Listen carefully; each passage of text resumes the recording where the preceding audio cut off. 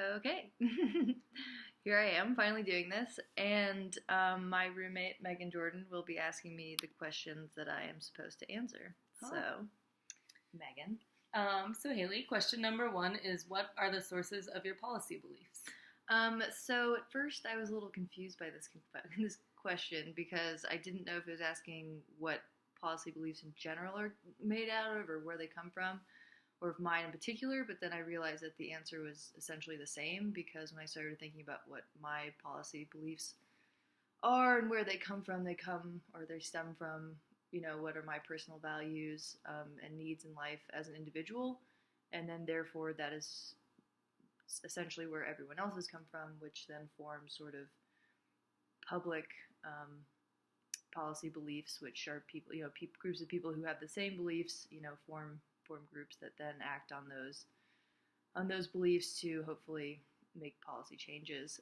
So yeah, answer would be my policy beliefs come from my own personal values and beliefs, my idea of myself. So. Okay. The second question is, what are some characteristics of classical liberal thought that have had an impact on public policy? So classical liberal thought comes from some of the ideas of John Stuart Mill, and in the article, it stated that basically he believed that government should promote social justice and the concerns of the community, which was thought of as the general will, and that those concerns should be important determinants of what government actions are. And so basically that contributes to the idea that the purpose of the government isn't just promoting individual well-being, but also the well-being of all human beings. So basically I would say it had an impact on the idea of the public in general, and then therefore public policy, as opposed to just policies that had an impact only on individuals. Okay. Moving on to question number 3. In the policy process, what is the importance of agenda setting and of evaluation? All right, so agenda setting is the first step or stage in the policy process, and it's basically sort of the stage in which the problem that needs to be addressed, or the issue that the public is hoping will be addressed, is not created, but is brought to the attention of government officials. So basically creating awareness of an issue is what goes on in the agenda setting stage, because if you don't create awareness of an issue, then if the issue isn't known, how can you solve it? So it's sort of getting that idea or that issue or problem recognized by decision makers and government officials so that it can be addressed and then therefore, hopefully solved, or at least work towards being solved. So then a couple other things happen, and then at the end you need to evaluate the policy and how it went down, the policy process. And so it's important because if you don't evaluate, then you run the risk of wasting time and effort on something that isn't working, because evaluation is essentially, evaluating the success and or failure of your policy. And so if you don't know that, and if you don't keep track of that, then you could just be wasting a lot of time and effort. And changes need to be made, then you obviously need to implement that. So knowing that is important. So yep. Okay. Question number 4 is, does the government need to have a definition of art for it to have art policies? I would say and argue yes, that I believe that governments do need to have a definition of art in order to have art policies. I would say they need to have at least a working definition, meaning that it could obviously change if it needed to. But I would say that there needs to be a definition of art, because otherwise there could be miscommunication, not only between like members of groups that even might share the same definition, but then people who are opposing that definition or opposing parties, and then so therefore if there's end of that. That's the answer to my question. Okay. For your question. Next question, number 5. Yep. Name some important policy areas in arts and culture, and what relevance do they have for arts and culture managers? So the article lists a whole bunch of different areas in arts and cultural policy. But a lot of really well-known ones are like art education, censorship versus freedom of expression, cultural tourism, cultural tourism. Very similar. And just rights of artists in general, things to do with taxes, to name a few, or ones that I feel like are sort of more well known. So basically, being aware of these policies is extremely important for arts and cultural managers, because they can have a direct effect on the organization that they're working with, or an effect on one that they're in partnership with, or that they're looking to go to, or looking to partner with, or basically just knowing what's going on and how it could affect them and their organization is extremely important, and being proactive as opposed to reactive makes the most sense. So, yeah. Okay. Question number 6 is, what ethical considerations must you take into account in the context of public policy? So I would say that it's important to consider some policy choices that, when talking about ethics, it's important to, what am I trying to say?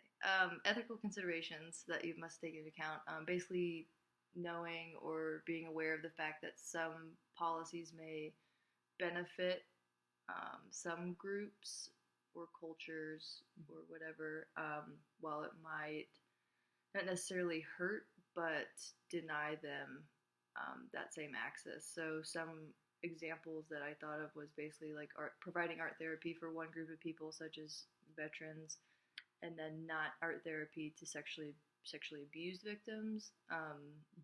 Basically, is that saying that veterans are more important while sexually abused men and women are not, like basically being aware of that. So, and then also, so there's a huge disagreement as to what should be valued, and what beliefs should, take precedence over other beliefs. And so, obviously, people in all cultures have different beliefs. I mean, you probably have different beliefs in some things. And so it's important to be considerate of all those different beliefs because, when thinking about how issues should be dealt with. So yeah, when creating policies, it's important to be considerate and knowledgeable of these differences. Also, just being aware of the fact that beliefs are, for some reason, something that people hold very close and dear to their heart. And so dealing with strong beliefs can be extremely tricky. And, I would say that if your views vary, just try and be cautious and conscious of that. So, yeah. Okay. What is a policy brief and how is it used? So a policy brief is a pretty succinct and well-organized piece of writing. Its intention is basically to be informative, to inform the reader of a particular policy choice. It's a persuasive document, and it's hopefully going to change the views of the policy reader. However, it doesn't, or it's asking or demanding for change, or saying what should be changed, but it doesn't necessarily have to be written with an opinion when you're writing it. So it's basically just used as an informative document, and it's something that you would give to, a local official or governor, or, House and Senate leader, stuff like that. Or if you want to write, Obama out, and I don't know. Anyway. I kind of do. Yeah. Think about that. Yeah. What's the difference between arts policy and arts advocacy? So something that we've talked about a lot in class, and I would say here, is that the two people, often conflate the two or mix them or say that they're the same thing or use them sort of interchangeably when in fact it's more like one affects the other. Arts policy can be defined more so as the actions that governments are taking, relating specifically to the area of arts and cultural issues. When we're talking about arts and cultural policy, if we were talking about another sector, then it would be something different. But so yes, but then arts advocacy is related to the policy in that art advocates, they are basically trying to influence arts policy by drawing attention to the issues related to the area of arts. So they have two very different purposes, is what I would say, and processes. So yeah, so that's the end of my little bit. Okay. Now I'm gonna flip the table, and also make sure that this is still recording, which it is, thank God. Okay, so your name is Megan Jordan, yes? Yes. What is your occupation? I'm a program manager for a nonprofit organization called the Yeah. Jacobs Center. You've had some interaction with art stuff, I know that. I have some interaction with art stuff, so I am able to be a facilitator for what's called a power art class, which is actually an art class that does 8 different sections that relates to victims of sex trafficking. Mm-hmm. Mm-hmm. I thought so. Mm-hmm. Being my roommate, I thought that you did that sometimes. So, not the sexual trafficking. The art thing. Okay, so the question that I would like to ask you is, what does the local government, so the local government meeting of around Fort Collins, do regarding arts and culture in Fort Collins? I would say I don't really know a whole lot about that. I'd say that I'm sure that the local government has different policies in place, and with Fort Collins, I know we have a lot of local artists that are up in many different venues, so I'd imagine there's different policies surrounding where you can have that, how to protect the artist to make sure that they get credit for their art, the sales of art, things like that. So, Okay, good. Yeah. Great. Hey, Kaylee. Bye.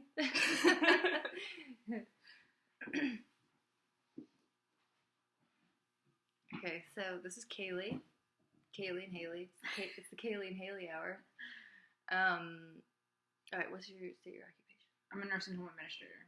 Okay, and do you have any relation to the arts, or do you feel like you do? No.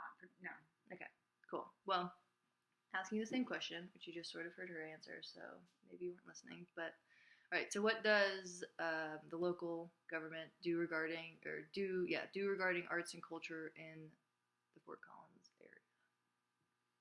I feel like they support it a little bit versus some other areas. Being newer to Colorado in general, I feel like Fort Collins kind of supports the art by heavily marketing when there's certain venues and things that are showcasing some of the art in downtown Fort Collins. Mm-hmm.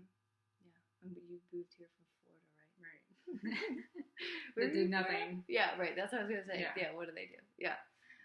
Okay, cool. So yeah, any last comments from you two? No. No. Okay. All right. So let me pull this up. Make sure it's still recording. All right. So let me take you out of the picture there. Okay. So to respond to their responses to that question, I would say that I'm not surprised that they lack some knowledge of it. But I specifically chose Fort Collins because I feel like I lack knowledge of it,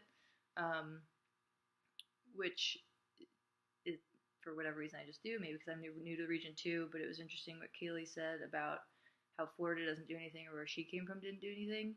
And thinking to where I just came from, Fort Collins is really similar. And even thinking there, you're living there, I didn't really know what they did either exactly in terms of arts and cultural policy or in the local region, like if we had anything in place. I never really think about arts and cultural policy existing on a local level and more so on a state and federal level. I don't know why, but yeah, so I found the responses not surprising, but also intuitive and nice. So yeah, that's all I have to say. So I'm going to turn this in now, finally. Okay.